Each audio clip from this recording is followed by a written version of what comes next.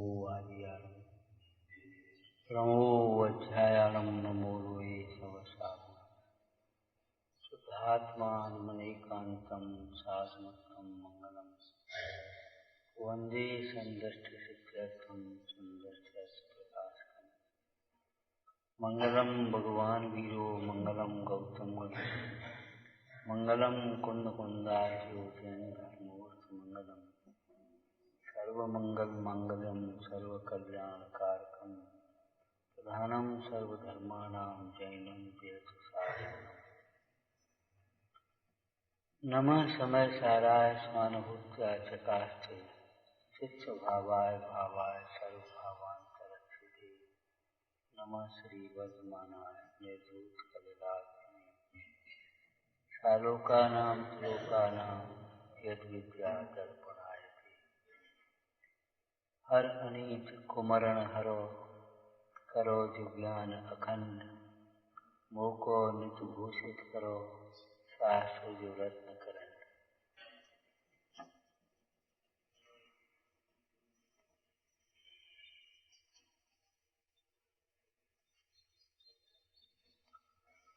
उत्तम संयम अथवा सम्यक संयम एक ही अर्थ समझना चाहिए।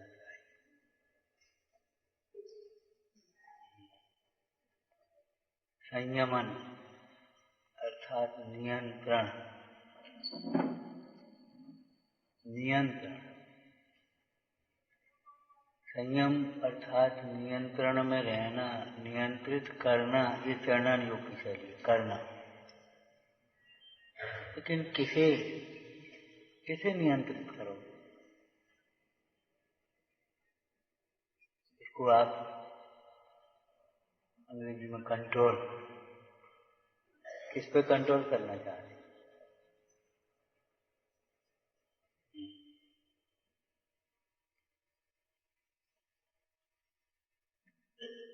अपने उपयोग को नियंत्रित करना।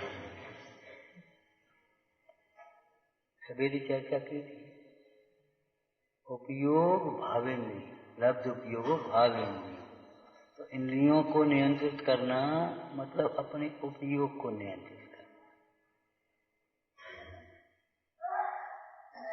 नियंत्रित करने का मतलब अपनी सीमा में आए, सीमा के बाहर ना निकल पाए, नियम के बाहर ना हो, सीमा के बाहर ना हो। जीव का जो ज्ञान उपयोग है वह ज्ञान अथवा उपयोग काय के लिए है? कितनी उसकी सीमा है? ज्ञान मात्र शब्द लिखा ना, ज्ञान मात्र, तो मात्र शब्द समझ लो सीमा के लिए ही समझ लो।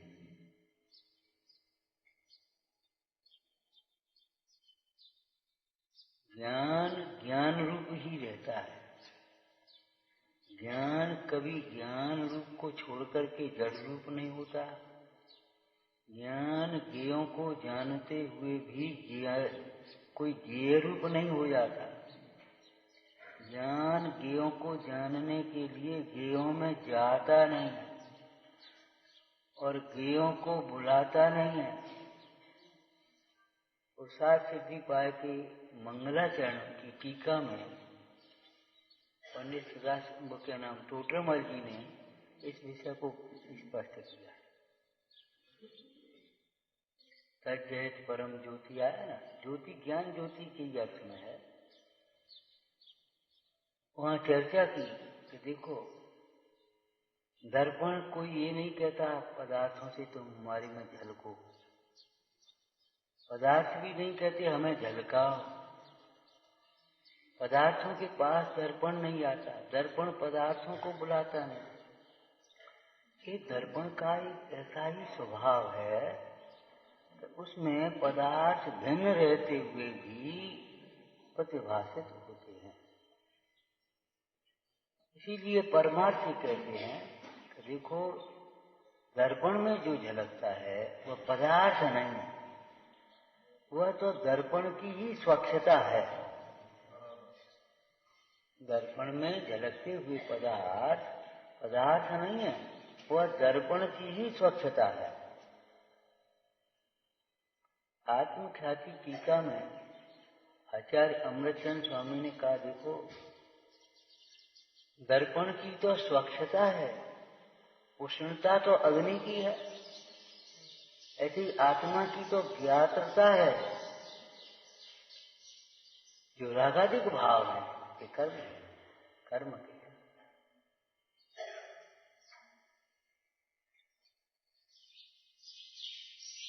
सीमा समाप्त। यहाँ से ज्ञान के आगे सीमा ही नहीं है तुम्हारी, ज्ञान मात्र।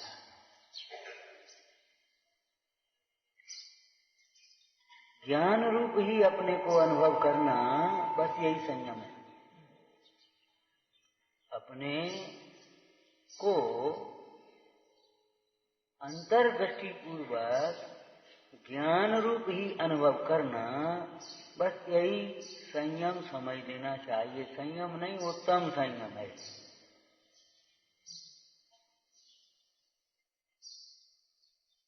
अपने को ज्ञान मात्र जानना, अपने को ज्ञान मात्र जानते हुए ज्ञान मात्र ही अनुप्रतीति होना। और जब ज्ञान मात्र जानना, तो ज्ञान मात्र जानते समय कुछ और भी होता है। क्या होता है? आनंद होता है, तृप्ति होती है। तो आत्मा को ज्ञान मात्र जानते हुए जो तृप्तता हुई, सुख हुआ, तो उसी में मग्न हो गया, लीन हो गया। इसका नाम संयम।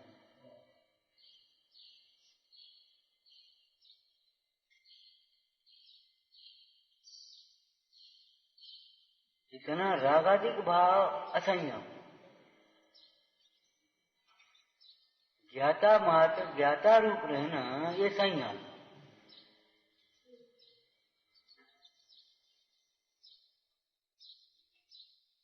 अब नियंत्रण की जहां तक चर्चा है, देखो भाई, अनादिकाल से इस जीव का उपयोग, अब व्यवहारिक चर्चा है, अनादिकाल से जीव का उपयोग इंद्रियों के माध्यम से जाने कहां कहां जाता है।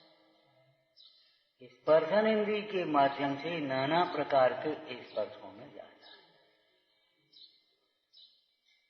और स्पर्शन इंद्रिय के माध्यम से स्पर्शों को जानता, मात्र जानता तो भी चलती, लेकिन स्पर्शन इंद्रिय के माध्यम से नाना प्रकार के स्पर्शों को स्पर्शता हुआ, जानता हुआ। स्पर्श मैंने जानता हुआ। ये जो स्पर्शन है वो तो पौद्गलिक है। स्पर्शता हुआ अर्थात जानता हुआ।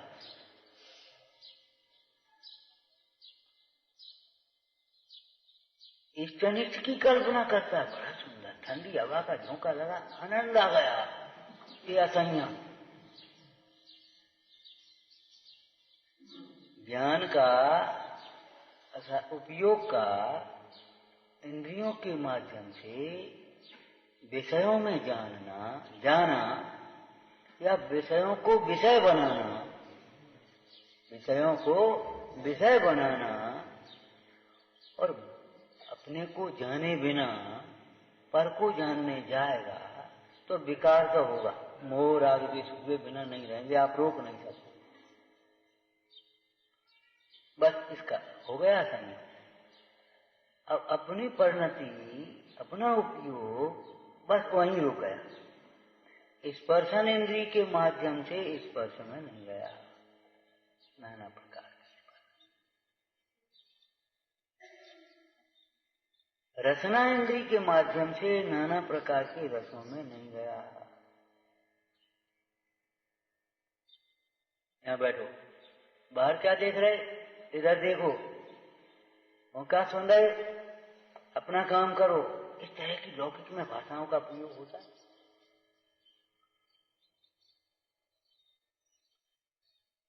विचार करो, यदि गाड़ी भी कंट्रोल से बाहर हो जाए तो कहां जाएगी, क्या होगा,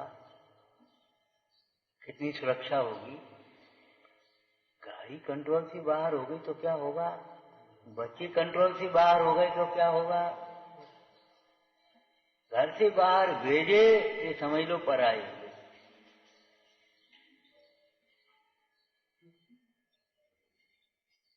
और कहीं निगरानी नहीं रही, तुम्हारी कुछ पता नहीं पड़ा, तो कंट्रोल से बाहर हो गई, फिर क्या करोगे?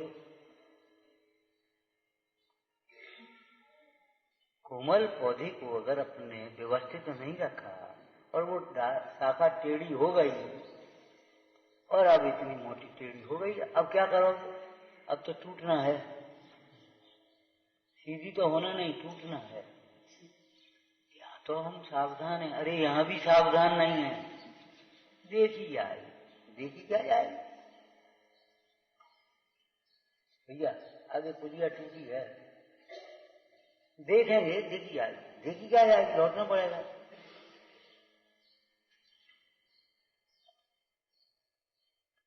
इसका जन्म हुआ, मरण होगा, एक दिन छोड़ करके जाना होगा, अब जब जाएंगे तब देखेंगे। क्या देखो?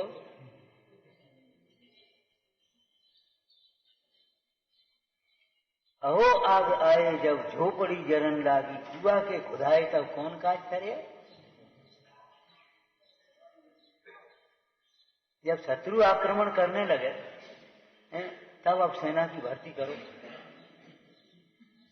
देखी जाए, देखी क्या जाए, क्या देखोगे? विनाश होगा। थोड़ी धीरे चलो, धीरे चलो, और वो ड्राइवर अपने नशे में चल, भाई रुको, धीरे चलो, देखी जाएगी, देखी क्या जाएगी, उलट पुलट होगी और कुछ नहीं होगा। लोक व्यवहार में भी नियंत्रण, कंट्रोल कितना आवश्यक है।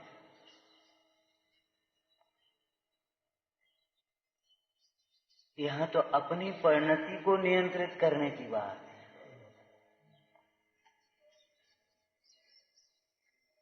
ये उपयोग इंद्रियों के माध्यम से अथवा इंद्रियों के निमित्त से विषयों में जाता है, विषयों में प्रवर्तता है, और वहां भी जैसे कोई गया और बाहर चला गया, वहां अगर मान लो रात में नहीं खाया, मंदिर रोज जाता रहा, स्वाध्याय से जुड़ा रहा, चलो गनीमत है, कोई बात। लेकिन जहां गया वो कुसंग में पड़ गया, उसका सोच बदल गया, क्या होता है दिन दिन आदमी आदमी सजेगा, क्या होता है?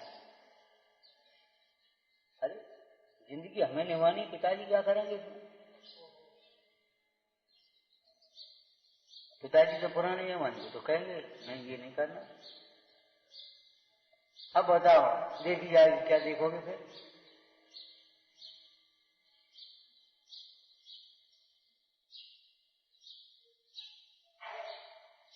वह तुम्हारा बेटा बेटी पर के साथ संबंध जोड़ ले गए, अनियंत्रित हो जा गए, तो बताओ क्या करोगे? अब क्या करना?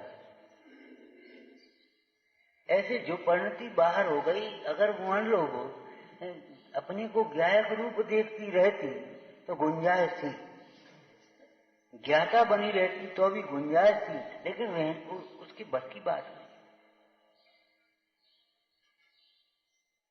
इंद्रियों के माध्यम से विषय में गई और राग द्वेष रूप परिणमित हुई। कहीं राग द्वेष रूप परिणमित होने का मतलब कहीं आनंद की कल्पना, आनंद मान करके मग्न होना, और उसके वियोग में या उसकी प्राप्ति के लिए चैन न पड़ना, आत्म और ध्यान में चलिए।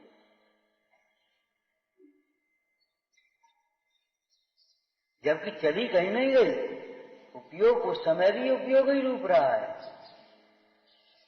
उपयोग उस समय भी उपयोग रूप रहा है, उपयोग उस समय भी उन पदार्थों रूप नहीं हुआ।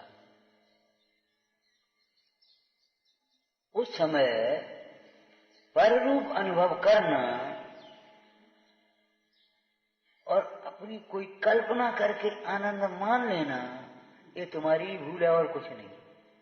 टोटोमल जी ने इंद्रिय सुख की व्याख्या करी। इंद्रिय सुख क्या होता है कि देखो, स्वयं ही इच्छा की थी, स्वयं ही वो पदार्थ जानने में आया और सुख की कल्पना स्वयं कर दी और कुछ नहीं हुआ। पदार्थ यहाँ की कहाँ है, ज्ञान यहाँ की कहाँ है, दोनों भिन्न के भिन्न हैं, लेकिन एक मान लिया, एक मान लिया बस केवल। एक मानते ही सारी परिणति विकृत हो गई। अपना मान लिया, अपना मानते ही सारी परिणति विकृत हो गई। अब सारा सोच बदल गया, सारी परिणति बदल गई। अब समता का काम नहीं है, अब तो बस राग द्वेष, राग द्वेष, राग द्वेष, और जहां राग द्वेष वहां क्लेश। चित्त अशांत निरंतर।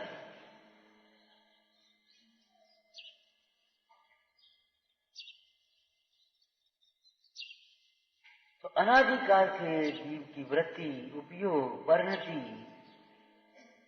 अपने से च्युत होकर के पर पदार्थों में भ्रमती हुई, उन्हें ही अपना मान करके मग्न हो रही है, इष्ट अनिष्ट मान करके राग द्वेष कर रही है। इसलिए उसे नियंत्रित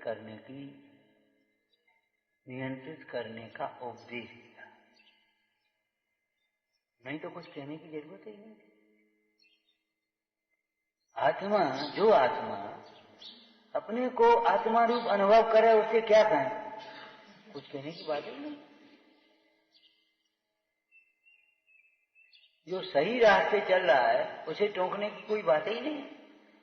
बात तो ये है, वो गलत रास्ते को सही समझ रहा है और उधर दौड़ा चला रहा है, तो आपको भी कर्म आएगी। आप नहीं पूछेगा तो भी बताओ कहां, इधर कहां जा रहे? अभी देर हो गई और चला आ रहा और इधर से इधर जाने लगे। भाई उधर कहां जा रहे? प्रवचन तो इधर है। आपसे पूछेगा नहीं कोई तो भी कहें सी गुर करुणा धार। अब वो जाना आना करना ये तो सब लौकिक व्यवहार की भाषा है। परमात्मा से कैसे कहेंगे भैया तुम किसे अपना मान रहे हो? किसे अपना मान? कहां सुख की कल्पना कर रहे हो? किसे दुख का कारण जान रहे हो? किसमें अपना नफा नुकसान देख रहे हो? किसमें अपना नफा नुकसान देख रहे हो? किसकी संभाल में लगे हो? एक बार अपनी ओर तो देखो। बाहर के संयोगों के आने से जाने से नफा नुकसान नहीं है।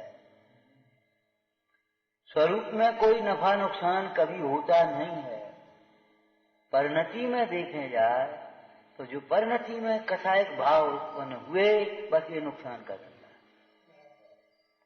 और परिणति पर से निरपेक्ष हुई, अपने स्वरूप सन्मुख हुई, आनंद हुआ, विशुद्धता हुई, बस ये लाभ का। लाभ माने सुख, हानि माने दुख, उससे नुकसान नहीं। देखो भाई, देह को अपना मानने वाले जीव को ये बातें समझ में नहीं आती। देह से न्यारा अपने को समझो, तब ये बातें समझ में आएंगी।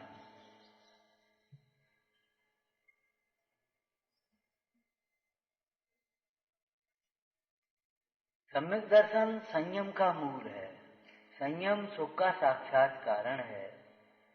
और पंडित जी ने इस ग्रंथ में ही लिखा, संयम से सम्यक दर्शन पुष्ट होता है। पुष्ट ज्ञान की अपेक्षा जैसे गाढ़ अवगाढ़ विशेषण है। गाढ़ परमावगाढ़, शुद्ध केवली का सम्यक तो अवगाढ़ सम्यक, और केवली भगवान का सम्यक परमावगाढ़ सम्यक। ऐसे ही इस चारित्र की अपेक्षा क्या कहेंगे? बोलो, सराग सम्यक और वितराग। सम्यक तो सराग और वितराग नहीं होता। सम्यक तो है, लेकिन ज्ञान भी सराग वितरागी थोड़ी होता है। ज्ञान विपरीत ज्ञान होने पर या पर सन्मुख उपयोग होने पर चारित्र में राग हुआ, उसकी तुलना से देखो रागी हो गया। इस समय ये जीव के परिणति में राग हुआ और भ्रम से अपने को जाने बिना उसने अपने को रागी मान लिया। उस समय भी जीव तो ज्ञाता स्वरूप है, जीव हो नहीं गया, जैसा मानते वैसा हो जाता था, अपनी परिणति को समेट। रोको रोको भाई, जैसे अपने बच्चे को रोकते हो, कहाँ जा रहा है, कहाँ खेल रहा है, क्या कर रहा है, क्या खा रहा है। 16 वर्ष तक ताड़ने का मतलब मारना पीटना नहीं है, दंड। कहाँ जा रहे,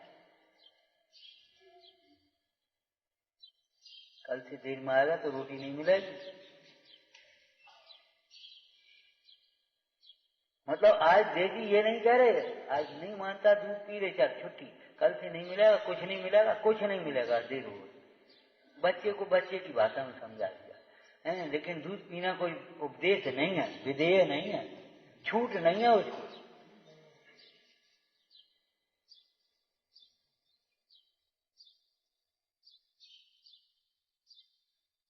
हम दूसरों पर हमेशा नियंत्रण कंट्रोल करना जानते हैं, नहीं जानते।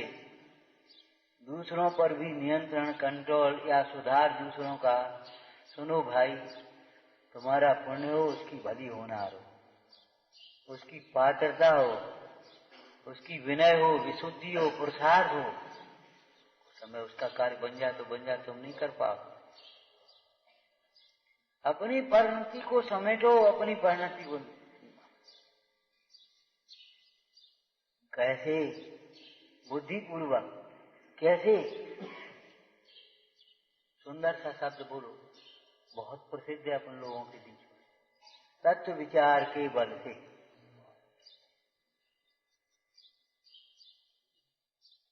गलत करने वाला भी यदि वास्तव में सही विचार करने लगे तो उसे अपनी गलती समझ में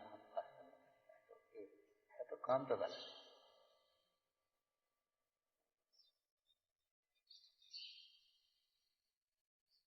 तत्व विचार के बल से।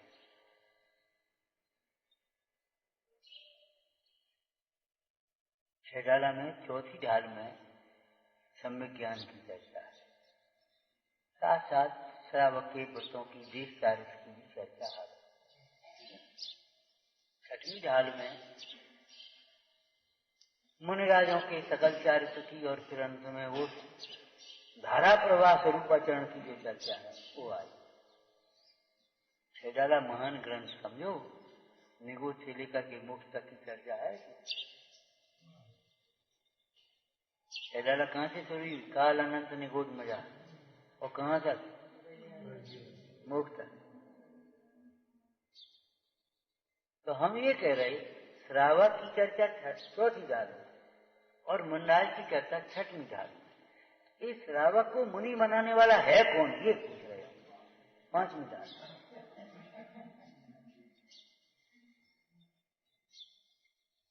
श्रावक को मुनि बनाने वाला है कौन?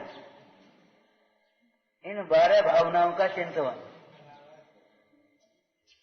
जब ये विचारता ये सब अनित्य है, नित्य को क्यों छोड़े इस अनित्य के पीछे?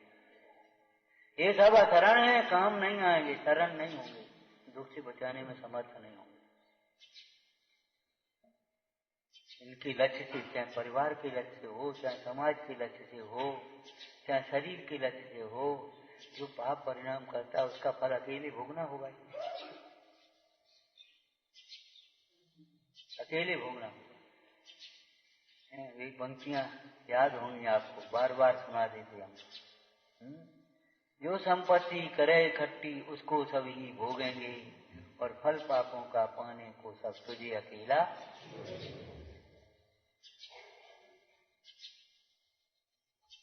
कभी अपने लौकिक जीवन में भी चेतन और अचेतन दो पदार्थ हैं सामने। अचेतन को मुख्यता मत दें। अचेतन को मुख्यता देने वाले जीवों के घर में भी बहुत कलह होती है। जहां जहां वहां कलह उत्पन्न होती है। पैसे का नुकसान होता रहता, होने दो। अरे वो नुकसान नहीं, वो तो एक परिणामन है। नुकसान क्या होता है? परिणामन है। उसका इसी प्रकार पर। लेकिन अपने परिणामों को विकृत मत करो। आपको पहले दृष्टांत दिया था कैसे वो होंगे मित्र। शेष वो यात्रा करने गया, साधर्मी अपनी थैली रख गया, सेठ जी रख लो, हमारा घर जरा सूना रहेगा, हम आपके पास रख गया भैया। यात्रा करके लौट के आया, सेठ जी थैली, भैया यात्रा अच्छी हो गई, बढ़िया। अच्छी हो गई होती तो सही बात वहीं रह गए होते। बड़ी मोह दृष्टि है। थोड़ी सी पूजा कर दी, ने तेरा हर टोंक पर अर्घ चढ़ा दिए, धोख दे दिए, बहुत अच्छी यात्रा हो गई हमारी, तो बहुत अच्छी बात। लोग तो भाग भाग कर करते, मैंने आलोचना दूसरों की शुरू हो गई, अपने को अच्छा मान लिया उनको, तो बहुत अच्छी यात्रा हो। भाग भाग कर यात्रा कोई यात्रा है? अपन तो बहुत शांति से भैया 2 बजे नहीं उतर पाए हम तो, और कोई आकुलता नहीं, अपने आराम से अच्छी हो गई। कैसी हो? अच्छी है। हमें तो नहीं दिख रहा, हमें तो नहीं दिखता अच्छी हो। परिणति कहाँ भटक रही है? आए बाद में और जाने की पहले पड़ी और कह रहे हो अच्छी है। आए बाद में और जाने की पहले पड़ी और लौटती टिकट तुम्हारे पास है, वो कह रहे अच्छी है। कहाँ लौट कर कैसे अच्छे हो गए? कई बार हम किसी को कुछ थोड़ा सा खिलाए, मन में मिष्टान प्रसाद समझ लो, भैया कैसा है? अच्छा लगा, हमने झूठ बोल रहे। अच्छा होते तुझे कहते थोड़ा और लाओ, झूठ बोल रहे भाई। अच्छा लगता फिर क्या कहते? अरे थोड़ा और लाओ, झूठ बोल रहे। अच्छा अच्छा, हमें खुश करने के लिए कह रहे, हम कौन नाराज है? तो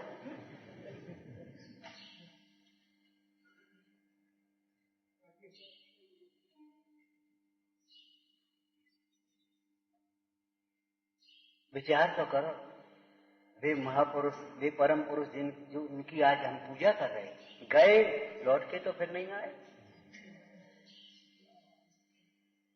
लौट के तो नहीं आए। क्या है वहां हमारा? वहां क्या है हमारा? क्या हमारी सत्ता है वहां? कोई हमारा ज्ञान है, सुख है, प्रभुता है, वैभव है? क्या है हमारा? काय को जो हल्ला कर रहे हो? तुम्हारा यहाँ क्या है? चलो बाहर निकलो। कभी इस प्रकार से अपने को ताड़ना दी हो तो बता। इसका नाम तत्व विचार है। तुम्हारा है क्या? घर में जब कोई नहीं माने जाने और कुछ बात हो तो अपने को ऐसे विचार करना, वो आत्मा तुम्हारा है क्या है? तुम्हारा अधिकार क्या है? कभी कोई अपने बेटे को न सुधार पाए और दूसरे को उपदेश देवे, तुम अपने बेटे को सुधार लेना, कह देते ना। अपने घर तो कुछ कह नहीं पाते और दुनिया में उपदेश दे रहे, ऐसे कह देते कि नहीं? तो हम भी उसी शैली में बोल रहे, भैया तुम अपनी परिणति को नियंत्रण नहीं कर पाए, दुनिया को सुधार के चले।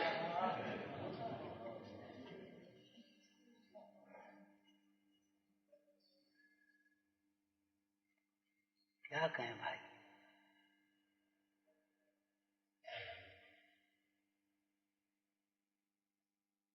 उन संयमी जीवों का दर्शन भी जगत के कल्याण का निमित्त है। दर्शन भी संगति परम कल्याण का कारण। बस एक दफे चिंतन तो चल जाए, चिंतन तो। जहां कंट्रोल से बाहर हुआ, अनियंत्रित हुई व्यवस्था, समझ लो परेशानी आ जाए।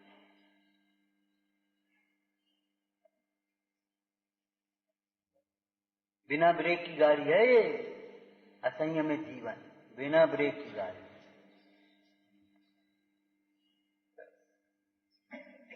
असंयमित जीवन माने क्या मतलब हुआ? देखो, संयम की चर्चा दो प्रकार से किया आगम है। एक तो 12 प्रकार का संयम कहा, अविरति, 5 इंद्रिय और मन के विषयों का त्याग नहीं होना, चाहे कुछ सोचना, चाहे कुछ बोलना, चाहे कुछ सुनना, चाहे कुछ खाना, चाहे कुछ स्पर्शना, चाहे कुछ सूंघना, असंयम यही तो है स्थूल रूप से। चाहे कुछ सोचना, मन का असंयम हो गया। चाहे कुछ छूने लगना, चाहे कुछ उठाने लगना, ये बाल बुद्धि होती है, बच्चे चाहे कुछ उठाने लगते, क्या करते हो? ऐसी इन बाल बुद्धियों की दशा ऐसी है, बालक बस। भगवान की स्तुति करते हुए धनंजय कवि ने कहा, हे भगवान, आप हमारे लिए बाल बैठ के समान हो, हम बालक हैं, बाल बैठ। विचारना, 5 इंद्रिय और मन के विषयों के त्याग करना, त्याग करना प्रयत्न पूर्वक। त्याग बिना परिणाम रुकते नहीं है, और परिणामों को जाने से रुकना है। त्याग कर 10 दिन का हमारा त्याग, अब रुक गए परिणाम। अब पता नहीं बीच में कौन सा काम आ जाए, कि यही तो भाई कौन सा काम आएगा, इससे बढ़िया काम कौन सा होगा, इससे उत्कृष्ट काम कौन सा? बीच में कौन से काम आएंगे? इससे मोह के ही तो काम आएंगे। वे काम तुम्हारे काम के नहीं है, और उन कामों में आप कर भी कुछ नहीं पाओगे। होने योग्य कार्य होता है। विनाश काले विपरीत बुद्धि, विकास काले सम्यक बुद्धि। जब जीव का भला होना, बुद्धि निर्मल होने लगी, अच्छे अच्छे विचार आने लगे। जैसे मां के गर्भ में जैसा बालक आए वैसे ही सपने दिखेंगे, वैसे ही विचार होंगे। ऐसा जैसा भविष्य वैसे वर्तमान के परिणाम हो रहे।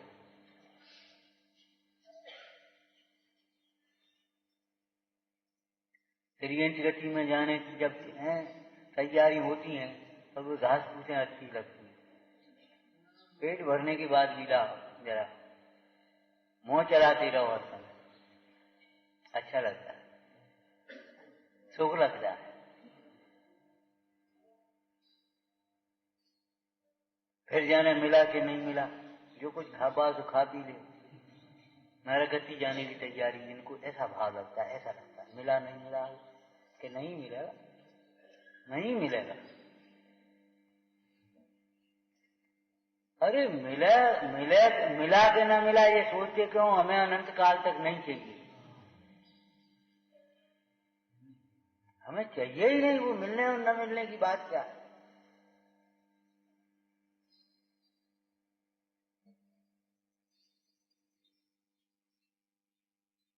और 6 काय के जीवों की विराधना का त्याग। एक तो ये विवक्षा 12 प्रकार की अविरति और 12 प्रकार के संयम की विवक्षा। दूसरी द्रव्य संग्रह में 5 पापों का त्याग न होना, ये असंयम, और 5 पापों का त्याग होना, ये संयम। ऐसा व्रत कहते थे ना, विरति व्रतम, विरक्तता व्रतम। तो कहीं से विरक्त हुआ तो कहीं रत हुआ कि नहीं हुआ? तो स्वरूप में रत होना, बाहर से विरत हुआ, और बाहर में कैसे विरत हुआ? कि हिंसा से, झूठ से, चोरी से, खुशी से, परिकर।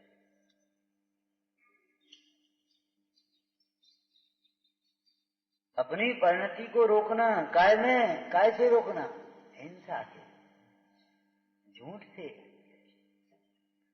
जल्दी नहीं करना, उतावलापन जीवन में बहुत खतरनाक है। उत्तेजनापन और उतावलापन बहुत खतरनाक। बावले भी मत बनाओ और उतावले भी मत बनाओ। सोच करके, समझ करके, विचार करके, सलाह करके कार्य करना सीखो। लौकिक व्यवहार में, परमार्थ में भी जो प्रवृत्ति करनी है आपको, तत्व विचार पूर्वक करो। विचार तो करो पहले।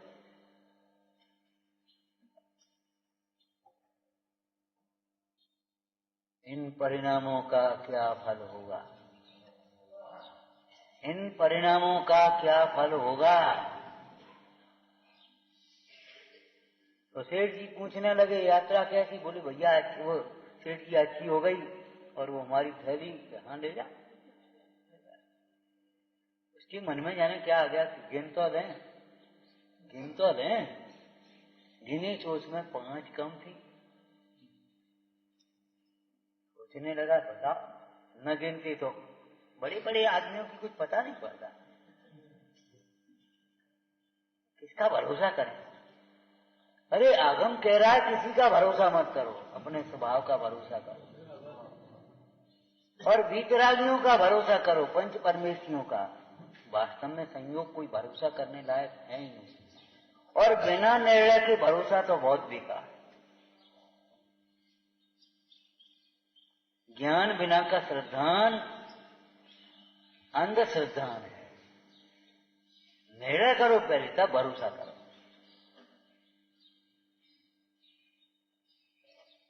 ये ग्रंथ है, बस इतने से काम नहीं चलेगा।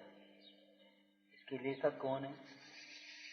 इसमें क्या वीतरागता का पोषण है? वीतरागी आचार्य वीतरागता का ही पोषण करेंगे, राग का पोषण तो नहीं हो सकता, विषय कथा का पोषण तो नहीं हो सकता। माने आकार देख करके और सुंदर सी उसकी सजावट देख करके तुमने उसे भी शास्त्र मान लिया, ऐसे काम नहीं चलेगा।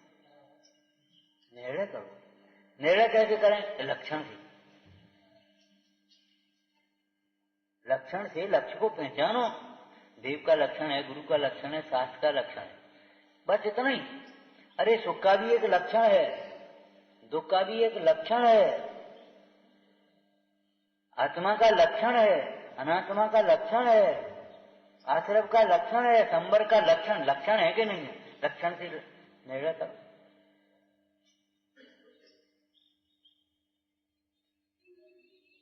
और केवल बाह्य लक्षणों से नहीं, निर्दोष लक्षण से।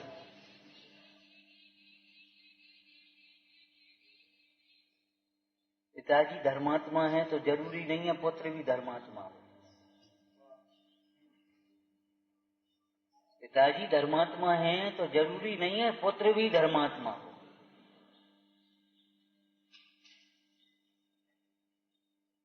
और पुत्र धर्मात्मा होगा तो पुत्र अपने कारण से धर्मात्मा होगा, पिताजी के कारण से धर्मात्मा नहीं होगा। लौकिक क्षेत्र में भी देखो, है प्रतिष्ठित प्रतिष्ठान, इसकी बात और साख है एकदम। और लड़का अगर आ गया, पिताजी गए और उसने अगर उसको साख को बनाए नहीं रखा तो लोग कहने लगेंगे अरे उनके समय की बात अलग थी, अब तो बेकार होगा। मतलब दूसरों के आधार से आप नहीं चल पाओगे, आपको अपना स्थान स्वयं बनाना होगा, अपनी प्रतिष्ठा स्वयं बनानी होगी। और प्रतिष्ठा को ध्यान, प्रतिष्ठा बनाए रखनी होगी निरंतर। जब बाहर में भी ऐसा ही है तो परमार्थ में भी ऐसा ही। रोको अपनी परिणति को, विराधना न हो जाए। बिना सोचे समझे कुछ भी मत कहो, रोको रोको। पहले तोलो फिर बोलो, पहले तोलो फिर बोलो कि बोलने लायक है, इससे हित होगा क्या? हित होगा, इससे खोटी प्रवृत्ति चलेगी क्या? सही प्रवृत्ति चलेगी।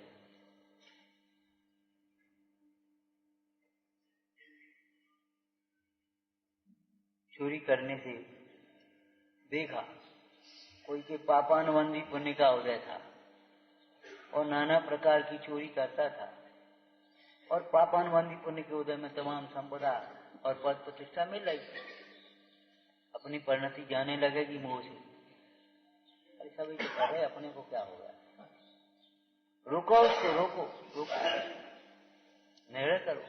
ये जो संपदा आ रही है, पद प्रतिष्ठा मिल रही है, ये पूर्व पुण्य का वर्तमान का, वर्तमान के परिणाम का फल आएगा तब पता पड़ेगा। ये कर्म की अपेक्षा है। दूसरी हम फिर कह रहे, देखो पद प्रतिष्ठा मिल रही, लेकिन उसके जीवन में शांतता, शांतता महत्वपूर्ण है कि पद प्रतिष्ठा महत्वपूर्ण है? वैभव महत्वपूर्ण है कि पद प्रतिष्ठा महत्वपूर्ण है? वो शांतता महत्वपूर्ण है। अरे आचार्य भगवान ने तो शास्त्र अध्ययन के संबंध में लिखा, हजारों शास्त्र पढ़े और परिणाम में उपशांतता नहीं हुई, क्या लाभ हुआ? एक पद हु पढ़े और चित्त शांत हो जाए, कार्यकारी हो गया, फल हो गया।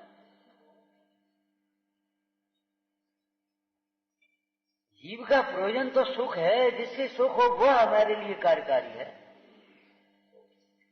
ये पता नहीं, समझ में नहीं आता कौन क्या होता है। वो तो अच्छी रहा, हल्की हाथ जिंदगी पहुंचा देगा। सेठ जी 5 मोहरे कम, बिना कुछ शिकन आए, चेहरे पर शिकन नहीं, कुछ भीतर विकल्प नहीं, मुनीम से कहा 5 मोहरा हो जाए, लेकर के चला गया। लेकर के चला गया वह। रात को घर जब लेटे थे, पत्नी से बोला, आजकल किसका विश्वास करें, समझ में नहीं आता। कि समझ में आएगा ही नहीं, आगम का अभ्यास करो, आगम का अभ्यास करो तब समझ में आएगा, वैसे ही समझ में आ जाएगा। हैं?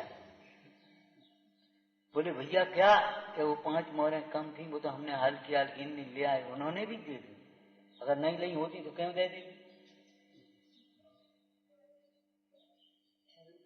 वे तो भैया हमने निकाल ली थी, हमने अपने पास रख ली थी, वक्त में रास्ते में काम आए।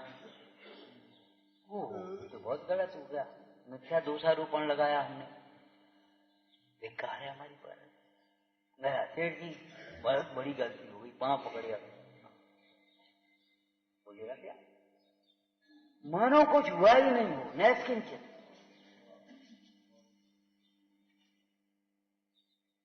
सोचो, भले शास्त्राभ्यास कर रहे हो आप, पूजा करते हो, हैं, थोड़ा बहुत दान पुण्य त्याग भी कर रहे हो, लेकिन तुम्हारे साथ अगर ऐसी घटना घटे, क्या करोगे?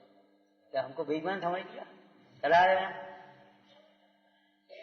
अपने घर, देख जा करके झूठा दोष लगाता है। एक तो तेरी हमने रखवाली करी और हमें ही दोष लगा रहा है। 2 बातें सुनाई दे दे।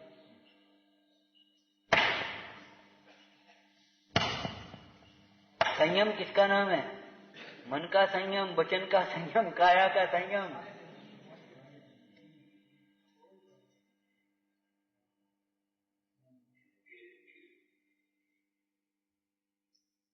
विपरीत विचार करना वह असंयम, और तत्व विचार करना व्यवहार संयम। और तत्व विचार करने के फल से परिणति अपने स्वरूप में स्थिरता को प्राप्त हुई, लीन हुई परमात्मा। व्यवहार परमात्मा, तत्व विचार, जब आपका विचार, कई बार हम कहते कि भैया ये बाहर की सादगी तो आवश्यक है, लेकिन विचारों की सादगी सबसे महत्वपूर्ण। विचार ही तो हमारे जीवन में ऊपर आएंगे। मानो कुछ हुआ ही नहीं। कैसे कैसे लोग होंगे, गृहस्थों के दृष्टांत हैं ये। बनारसी दास जी के पास भूल गया वो चोर, लेकर के चल दिया उन्होंने। अब कोई नहीं बचा, उठा दी पोटली, उठा दी पोटली। संयोग की बात, माँ ने पूछा तेरी पोटली किसने उठाई? मालूम नहीं, धीरे में, अरे वो बनारसी दास होंगे, जा जा घर से आ गए। तो भैया तुम्हें जरूरत थी तुम ले गया, हम क्या करते इसमें, हम क्यों करते?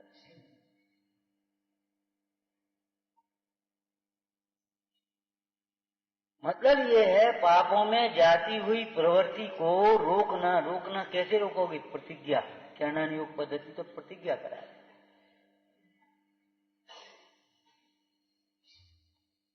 चारित्र मुख्य रूप से प्रतिज्ञा का ही नाम है। वेश चारित्र में 5 अणुव्रतों की प्रतिज्ञा होती है। सकल चारित्र में 5 महाव्रतों की, माने समस्त पापों के सर्वदेश त्याग की प्रतिज्ञा करता है। और समय सारथी में तो एक और चर्चा है, प्रतिज्ञा, याद है कुछ? सामायिक चारित्र की प्रतिज्ञा करके भी धूर्त अभिसारिता के समान, यदि वो बाह्य प्रवृत्ति में सुख प्रवृत्ति ही क्यों ना वो रुक जाता है तो वो प्राप्त नहीं कर सकता।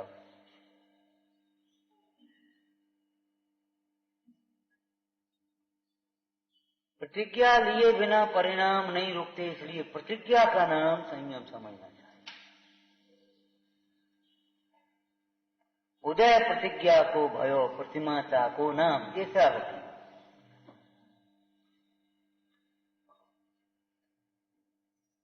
अपने को भी यही प्रतिज्ञा करने लायक है। बस हमारा जीवन का एक एक क्षण बस अपनी आराधना के लिए है, दूसरे बहुत हो गया। और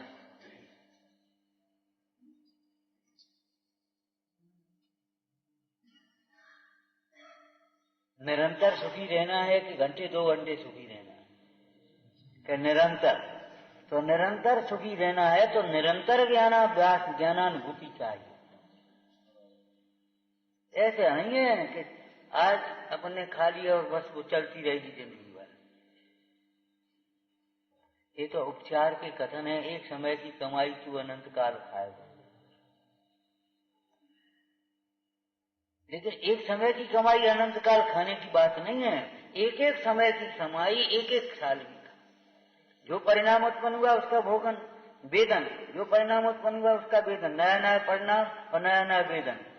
लेकिन वही परिणाम वैसा ही परिणाम है और वैसा ही वेदन है।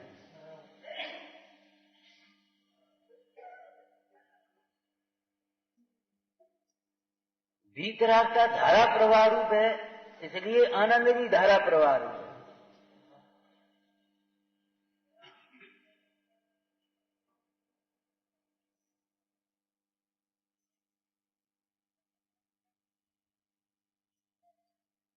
परिग्रह में कितनी परिणति जाती है, भोगों में कितनी परिणति जाती है, हिंसा में, झूठ में, चोरी में, कुशील में, परिग्रह में। देखो ये पाप इनको दुख का कारण मान लेता है, आगम में लिखा है, इसलिए बिना सोचे समझे। लेकिन वर्तमान में जो दुख रूप नहीं है वो दुख का कारण कैसे होगा? वर्तमान में दुख रूप नहीं मानता। क्यों भाई? परिग्रह के फल से नरक होता है? हाँ होता है, दुख होता है, हाँ, लेकिन वर्तमान में तो आनंद।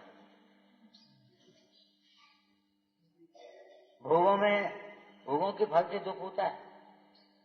देखो स्पर्शन इंद्रिय में वो तो आपको याद होंगे, हाथी कितना बलवान, आदमी को सूंड से उठा के फेंक दे, पांव रख जाए तो मर जाए आदमी, लपेट करके पेड़ को उखाड़ करके फेंक दे।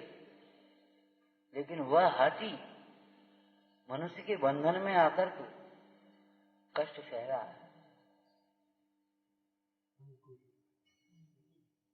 कष्ट सह रहा है। किसकी भूल, किसका दोष?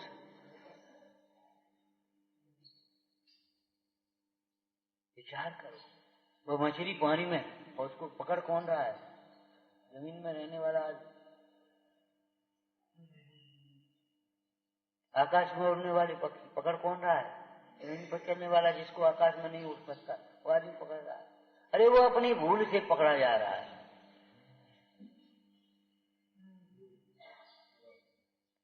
तो भोगों का फल दुख रूप जानता है, लेकिन भोगों की प्रवृत्ति दुख रूप नहीं जानता। मतलब वर्तमान में जो भोगों की प्रवृत्ति है वो आगे दुखी करेगी, उसका फल। लेकिन नहीं, वर्तमान में जो भोगों की चाह है, जो प्रवृत्ति है, वो वर्तमान में आकुलता रूप है, ये समझना चाहिए। इसीलिए इसकी द्वारी नहीं चलती।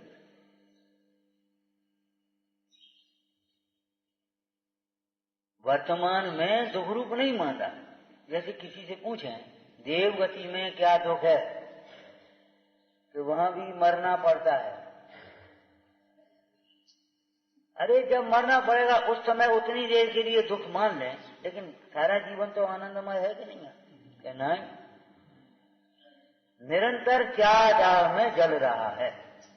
छिलाला की भाषा में विषय चाह दावा नल दहो मरत विलाप करत दुख सब। मतलब निरंतर दुखी, निरंतर दुखी। पूर्व पुण्य के वजह से जो सामग्री हमें मिली, उस सामग्री में सुख की कल्पना करिए हमारा ज्ञान है, लेकिन उस समय भी वहां सुख तो नहीं हुआ, वो दुख है, दुख। उपादान निमित्त के संवाद में एक चर्चा उपादान निमित्त, उपादान की ओर से आई, नहीं निमित्त की ओर से। तर्क वितर्क है तो निमित्त ने कहा देखो जो दुख है तो तुमने हमारे माथे मर दिए, अब ये बता सुख कैसे होता है?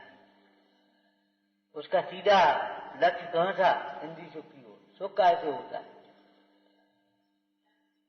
जो दुख हैं उनको तुमने हमारे माथे मार दिया, अब सुखी किससे होते हैं ये तो बता दो। तो उपादान ने सुख किससे होता है ये बताने से पहले सुख क्या होता है ये बता। सुनो, या सुख को तू सुख कहे, सो सुख तो सुख ना है, सो सुख दुख का मूल है, सुख अविनाशी मान। जिसको सुख सुख मानते हो, निमित्त का कथन कहां से था कि ये दुख के निमित्त है तो ये सुख के निमित्त है। जैसे वैराग्य भावना की लाइन से पढ़े तो काहू घर कलिहारी नारी, तो दुख मान लिया। तो हम कहते मनहारी नारी हो तो, यदि मन को हरण करने वाली नारी हो, सर्व प्रकार से अनुकूल हो, तब तो सुख होगा।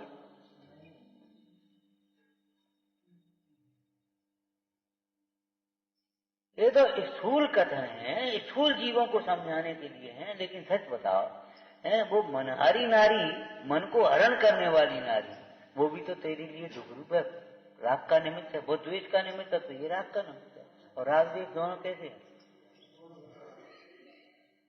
आकुलतामय हैं।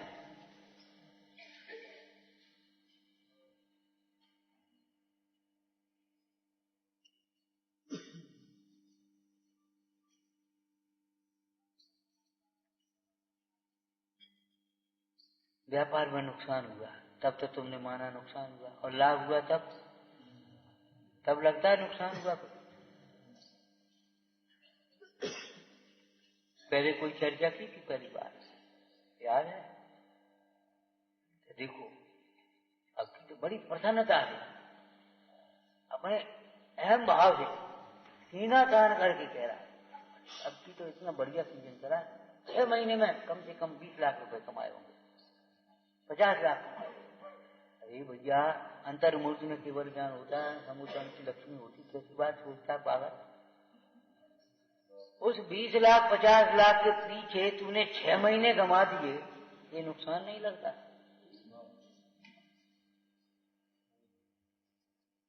पूज्यपाद स्वामी ने लिखा है आयु की वृद्धि के साथ, वो क्या नाम, समय के बीतने के साथ धन आदि की वृद्धि हुई, जीवन कम हुआ,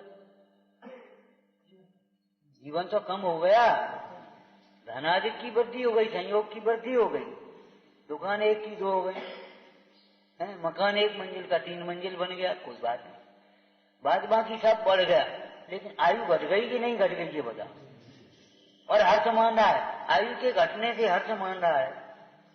वो धन की वृद्धि को देख करके हमें ऐसा लगता है जैसे इसको धन अधिक प्राणों से भी अधिक प्यारे, प्राण माने वो कम हो रही है आयु से, आयु प्राण है ना, और वो बढ़ रहे, उसको बढ़ने की खुशी है, घटने की खुशी नहीं। 6 महीने में चलो 25-50 लाख रुपए जो भी कमाए हों, सच बताना कितना आर्थ रौद्र ध्यान हुआ, कितना धर्म ध्यान हुआ, तो ये नुकसान नहीं दिखाई दे रहा। अब थोड़ा और रुको, थोड़ा और रुको, जैसे हमारा कोई नुकसान हो रहा हो, हमारा कोई नुकसान हो रहा हो, भैया हमारा क्या नुकसान है? जो चाहो अपनो कल्याण।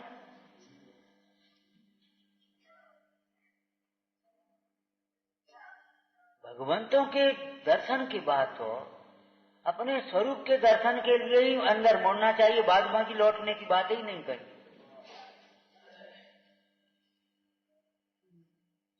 जब हमने मार्ग देख लिया, घर देख लिया, स्वरूप देख लिया, सुख देख लिया, अब तो बस उसकी प्राप्ति के लिए अंतर्मुख होने की बात है। बात बाकी बाहर भटकने की बात कहाँ है। वैसे ही जल्दी हो, आपके पास समय कम हो और प्रामाणिक दुकान हो, आपका भरोसा हो और जो वस्तु चाहिए वो वस्तु वहां मिल रही है और उचित कीमत पर मिल रही है, सब बातें हैं, तो अभी कौन कहेगा अपने बाजार और घूमा। देख यहाँ देख तो चुके, निर्णय हो गया ना। जल्दी आया, उसने लिया और उसने ऐसी जेब में रख के चला। वहां तो लिया और जेब में रख के चला, इसको श्रद्धा में रख करके, ज्ञान में रख करके, भावना में रख करके चलो।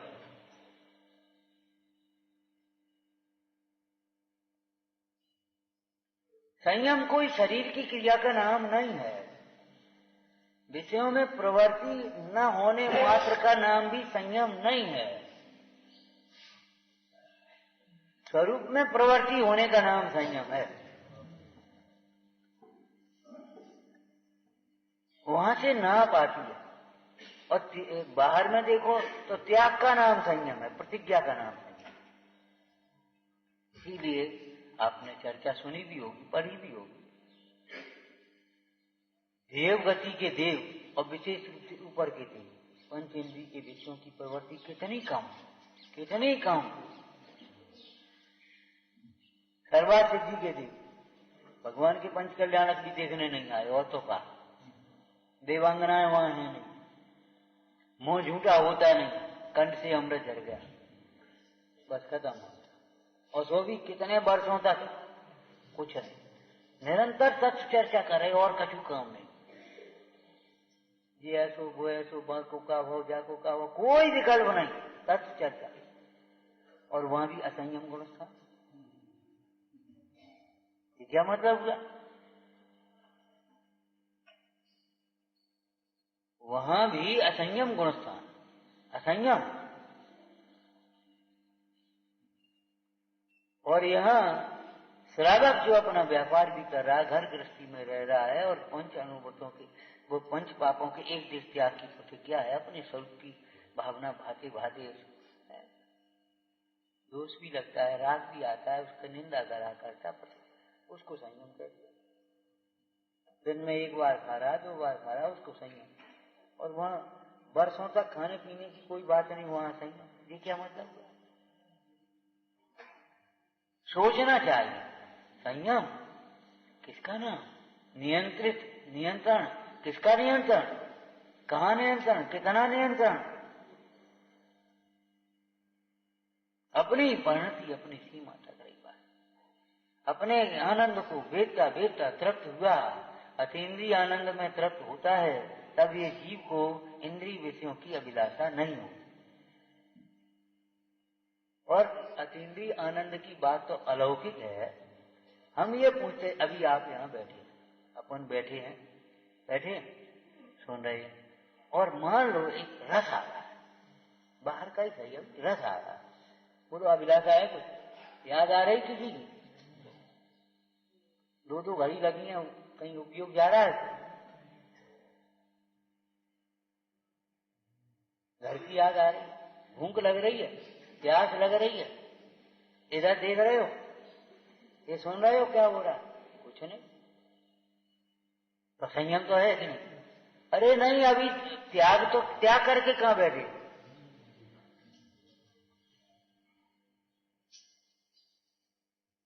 हमारे प्रतिष्ठा विधानों में तो सारी इंद्र प्रतिष्ठा शुद्धि के बाद फिर प्रतिज्ञा कराते हैं, उसके बाद विधान शुरू हुआ, प्रतिज्ञा होती है। क्या प्रतिज्ञा? विधे विधातु यज्ञोत्सवेहम गेहादि मूर्छा मपनोदयामी, गेहादि मूर्छा मपनोदयामी, गेहादि की मूर्छा को छोड़कर, ममत्व बना छोड़कर, हाँ, अनन्य चेता कृतमा दधामी स्वर्गाद लक्ष्मी मप्याप्यामी। इतनी देर में कोई बुला करके स्वर्ग की लक्ष्मी भी दे रहा तो हमें नहीं चाहिए, अभी रुक जा।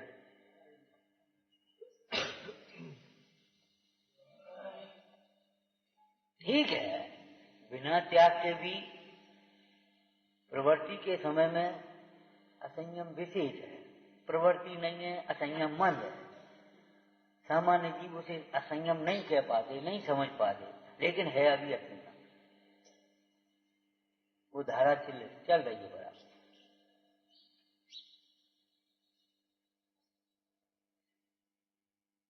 मतलब स्वरूप की आराधना, और कितनी आराधना संयम में करें।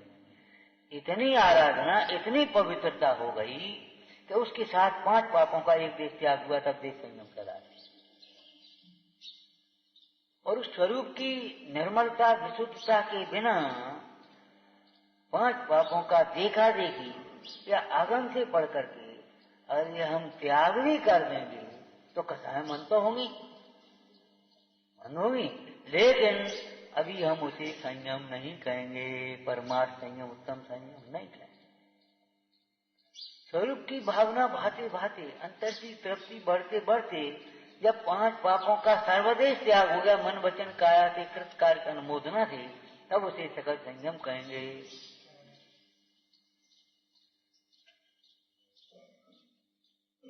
जब 5 पापों का त्याग अगर हम देख करके दिए तो चलो अपन भी कर दे, तो उसको संयम नहीं कहेंगे। मतलब संयम आत्मा की, आत्मा में रहने वाली परिणति, आत्मामय परिणति। और आत्मामय का अर्थ बताया ही था, जो आत्मामय होता है वह ज्ञानमय होता है, आनंदमय होता है, नियम। जहाँ आत्मा है वहाँ ज्ञान है, वहाँ सुख है। जहाँ ज्ञान और सुख नहीं है वहाँ आत्मा भी नहीं है। ये समझो, जहाँ दुख है वहाँ आत्मा नहीं है, जहाँ दुख है, दुर्विकल्प है, वहाँ आत्मा नहीं है। जहाँ अंधेरा है वहाँ सूर्य का उदय कैसे कहोगे? अंधेरा और प्रकाश एक साथ, ज्ञान और दुख एक साथ, वैराग्य और दुख एक साथ है नहीं। आत्मामय जीवन हुआ तो आत्मा का आत्मामय जीवन है, तृप्तिमय जीवन, आनंदमय जीवन, उसी का नाम संयम हो गया। नियंत्रित हो, नियंत्रित माने वो विषय होने पर भी उधर प्रवृत्ति नहीं जाती, अंतर में अभिलाषा नहीं होती।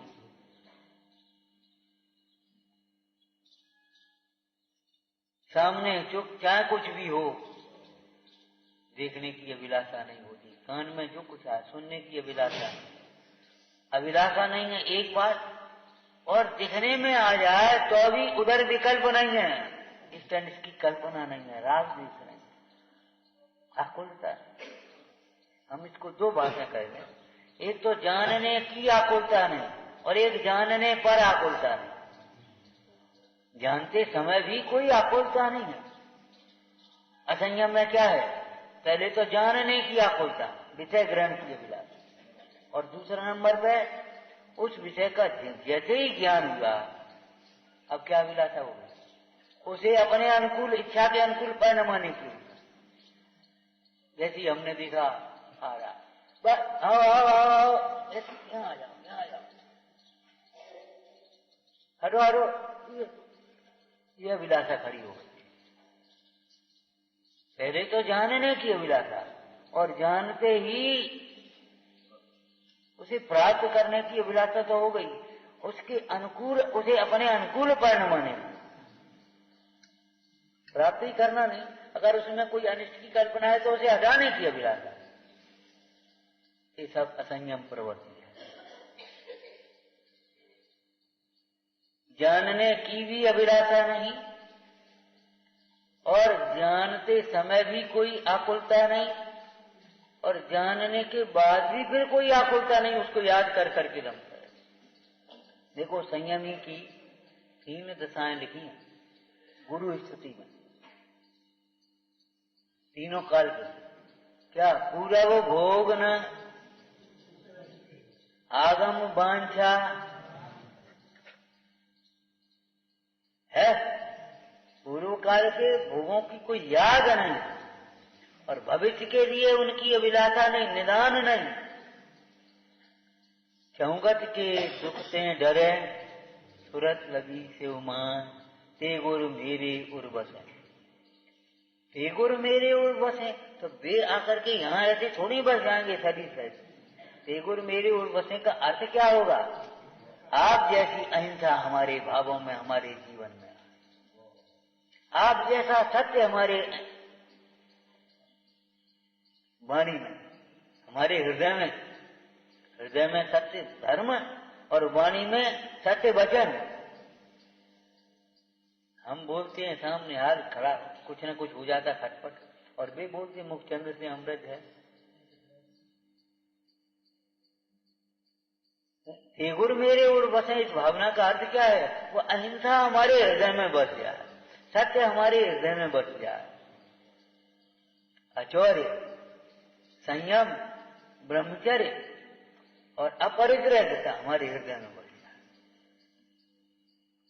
वह रुचने लगे, जाति की भावना जग जाए।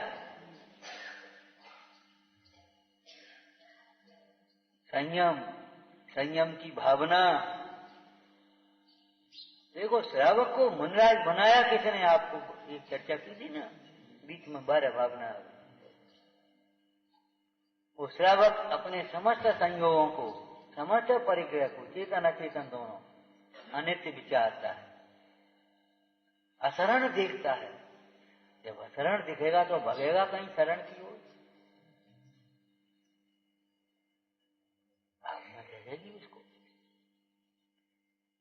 आपको कहा था धर्म प्रभाव न करनी हो, धर्म की प्रवृत्ति बढ़ानी हो तो 16 कारण भावना। दर्शन विशुद्धि पूर्वक सर्व जीवों के प्रति वात्सल्य भाव, सबके कल्याण की भावना, भोगों से विरक्तता, भय, संवेग, निरंतर ज्ञानाभ्यास। धर्मतीत की प्रवृत्ति ऐसे नहीं होती, क्या पढ़ लिया और कह दिया हमने, पढ़ लिया और कह दिया, ऐसे धर्मतीत की प्रवृत्ति थोड़ी होगी, ऐसे प्रभावना थोड़ी होगी। टोडरमल जी ने और सदा सुखदास जी ने क्या लिखा? प्रभावना तो उच्च आचरण से हो। और अमृतचंद स्वामी ने भी यही लिखा है, निश्चय प्रभावना आत्म भावना रूप है, आत्मा प्रभावनीयम रत्नत्रय तेषाम सततमेव। और व्यवहार प्रभावना भी दान, तपो, व्रत, पूजा, दान, तपो, जिन पूजा, व्रत पूजा और विद्यार्थी जिन धर्म के द्वारा प्रभावना, अपने आप बिना कहे एक शब्द नहीं बोले मुनराज, और उसका कैसा परिणाम हो गया। कल दृष्टांत दिया था वो राजकुमार का, और थोड़ी देर में दूसरा ले, एक शब्द।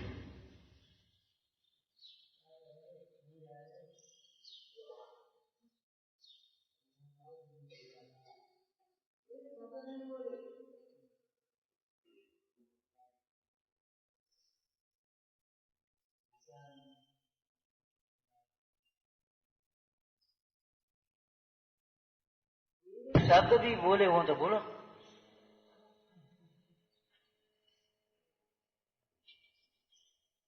नेम कुमार ने राजू से एक शब्द नहीं कहा, बोलो। ये नेमी राजू संवाद तो कवियों की एक शैली है, संवाद हो कैसे सकता है? हम वैसे कहते हैं कि तीर्थंकर दीक्षा लेते मौन होते, अब संवाद कैसे होगा? भाई राजुल की ओर से सारे संसारी जीवों का एक प्रश्न है, और तीर्थंकर की ओर से उनका उत्तर। तो साहब वो गलत क्यों लिखे? अरे गलत सही, अरे उनका पोषण, उनका प्रयोजन समझो।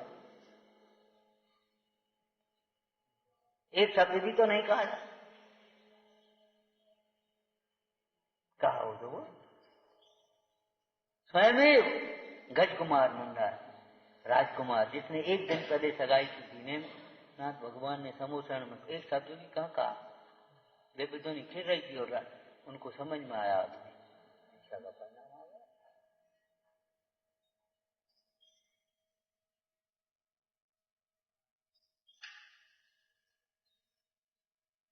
डरना नहीं चाहिए। संयम, जो डर लगता है, डर का कारण अज्ञान होता है। जैसे बहुत लोगों को डर लगता है। कहाँ डर लगता है? मुख्य रूप से जिनसे नहीं डरना चाहिए। जिनसे नहीं डरना चाहिए उनसे डर लगता है, और जिनसे डरना चाहिए उनसे डर नहीं, बिल्कुल डर नहीं। हिंसा का भय नहीं, झूठ का भय नहीं, चोरी का भय नहीं, पापों से डर नहीं लगता। और भगवान से डर लगेगा, गुरु से डर लगेगा, डर लगता है। लेकिन विचार करो, हम लोग जब पढ़ते थे, आपको भी याद होगी, भैया अगर होमवर्क नहीं कर जाएंगे तो अध्यापक दंड देंगे, खड़ा कर देंगे, क्लास से निकाल देंगे, डंडा मारेंगे, जो कुछ भी सही। अगर भय होता था ना, भय, तो होमवर्क करके आते जल्दी जल्दी फटाफट, तो डर लगता है। तो फिर जो चाहूंगा तो दुखते डरे, तो तज सब पर भाव कर शुद्धात्म अनुभवन, यही थे उपाय।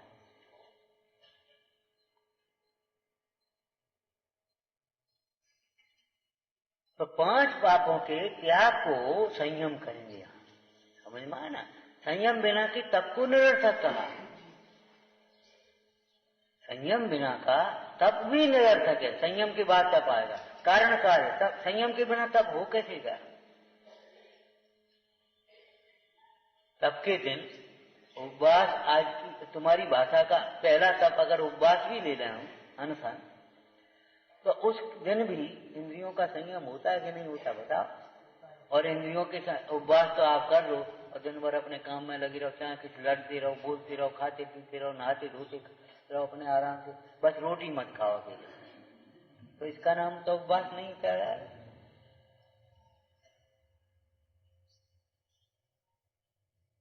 तो संयम से डर लगता है। क्यों? एक उत्तर देना बस। संयम से डर इसलिए लगता है, संयम का स्वरूप नहीं समझे।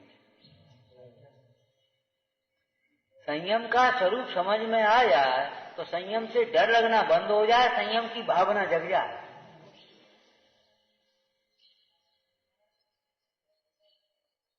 संयम की भावना जग जाए, संयम का पुरुषार्थ होने लगे, डर खत्म हो जाए।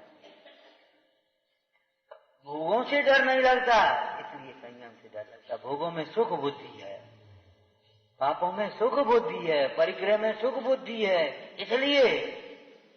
और आपको समझ में भी आती है, दिखाई देती है। जरा 2-4 बाल्टी पानी फैला और तुमने नहा दो, आनंद आ जाए, फ्रेश हो जाए। अपने मनोनुकूल भोजन चाहे जब चाहे जो किया, बढ़िया आनंद, अपन कोई चक्कर में नहीं पड़े। कहाँ ढोंग धतूरों में क्या रखा है? ढोंग धतूर, ये खाना पीना ढोंग नहीं, खाना पीना ढोंग नहीं, उसमें सुख बुद्धि है। अरे भाई, उतने में ही अटक जाना और आत्मा आराधना नहीं करना, ये भूल है।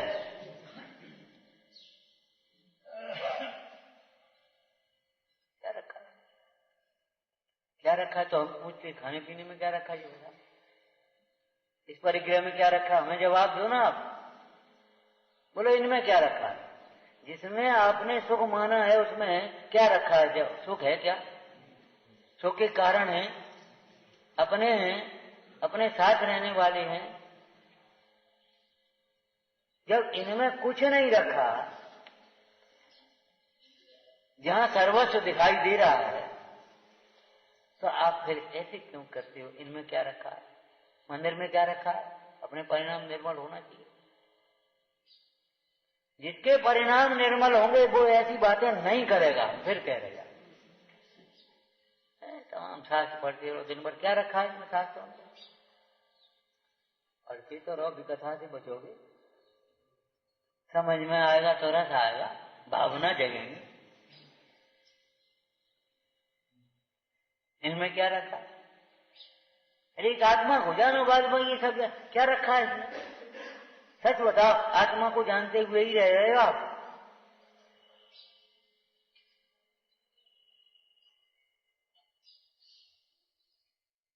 सच बात तो सच बात है, कहीं कुछ नहीं रखा। ईमानदारी से आप सोचो, बिल्कुल सही बात है, कहीं कुछ नहीं रखा आत्मा के अतिरिक्त। शुद्ध आत्मा के अतिरिक्त कहीं कुछ नहीं रखा। इसलिए आत्म स्वरूप में लीन रहा जाए तो बहुत उत्तम बात है। और जब लीन न रह पाओ तो आत्म चिंतन करो, आत्म स्वरूप की चर्चा करो, आत्म स्वरूप की भावना भाव, उनकी संगति करो, उनकी सेवा करो, विनय करो, भक्ति करो, पूजा करो। लेकिन करो करो के उधर मत लेना, मतलब उनकी साक्षी में अपने आत्म स्वरूप की भावना। क्यों भाई, व्यापार करना है। व्यापार माने क्या होता है? एक बड़ी बात, व्यापार माने क्या होता है? क्या होता है व्यापार? लेना और बेचना, यही है व्यापार। दुकान की क्या जरूरत है? लेना और बेचना, दुकान की क्या जरूरत है? ये तमाम ताम झाम की क्या जरूरत है? इनके बिना कैसे कैसे क्या बेचना, क्या लेना, कब बेचना, क्या, ये सारी बातें समझनी होंगी कि नहीं?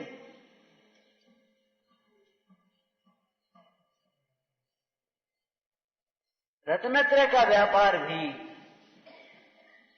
कैसे करोगे, कैसे करोगे? उसका स्वरूप भी समझना होगा, उसका उसी प्रकार का सारा व्यवहार समझना होगा, और उस व्यवहार को ये समझना, उस व्यवहार को भी समझना होगा और उस व्यवहार को हे समझना होगा। लेकिन इतना हे नहीं कि पहले से ही जब नाव छोड़नी है तो बैठे कार को, जब शटरिंग हटानी है तो लगाएं कार को। इतनी मजबूत कार को लगा रहे, इतनी का करने में इतनी कीला ठोक रहे तुम, इतने बड़ी ऐसी प्लेट बना, क्या जरूरत है जब हटाना ही है? अरे हटाना है तब हटाना है, इसके बिना लगेगी नहीं। जैसे देवगुरु धर्म के प्रति अपार भक्ति न हो, पापों से भय न हो, भोगों से विरक्ता नहीं हो, वो आत्म स्वरूप को कब भाएगा? कहाँ उसे कायम है, कहाँ उसका बुद्धि लगेगी? मेरा कपड़ा भी कहीं धोया जाता है, वो रंगा जाता है, पहले उसको धो और फिर रंग पाओगे, तब भी रंग लगे। अपनी परिणति को निर्मल बनाने और उस निर्मलता की सम्यकता के सम्यक बनाने के लिए पुरुषार्थ करें। आत्मा की सम्यक परिणति, आत्मा में परिणति, लीनता रूप परिणति, कुछ भी कहो, शब्द अलग अलग हैं, उसी का नाम संयम है, विचार। और संयम के दिन जो पहले भी कह चुके, अपना एक प्रतिज्ञा लेखने की प्रयास करो, अपना मन बनाओ, संकल्प करो, क्या फालतू मत सोचो, फालतू मत बोलो, फालतू मत सोचो, फालतू मत बोलो। फालतू सोचोगे तो कहीं ना कहीं बोलोगे फिर। फालतू मत सोचो, फालतू मत बोलो। बहुत अपना समय कीमती है, जीवन आयु काल कितना है, सोचो, सही सोचो, हितकारी सोचो, कम बोलो, प्रामाणिक बोलो, अनर्गल मत करो, अनर्गल प्रवृत्ति करो। अपने हित पर दृष्टि रख करके सारे निर्णय लो और हित पर दृष्टि रख करके सारा प्रवर्तन सोचो। ये संयम धारण करने योग्य उपाधि है, भावना भाव। सम्यक दृष्टि वह कैसा होगा? जैसे निरंतर संयम की भावना और समाधि की भावना हो। जैसे संयम और समाधि की भावना भी नहीं है, उसमें सुख नहीं दिखाई दे रहा, वह सम्यक दृष्टि कैसे हो सकता है? गंभीरता से सोचना चाहिए, विचारना चाहिए।